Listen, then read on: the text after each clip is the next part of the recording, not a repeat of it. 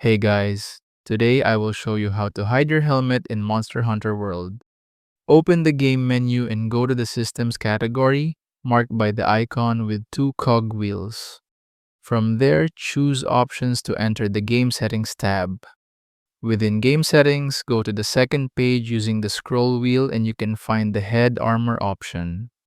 Here you can choose from three settings. Show, which always displays your helmet.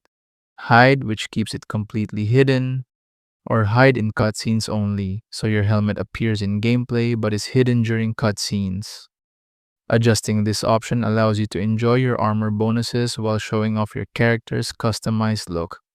Hiding your helmet is perfect for screenshots, cutscenes, or just enjoying more of your character's personalized appearance without losing defense stats.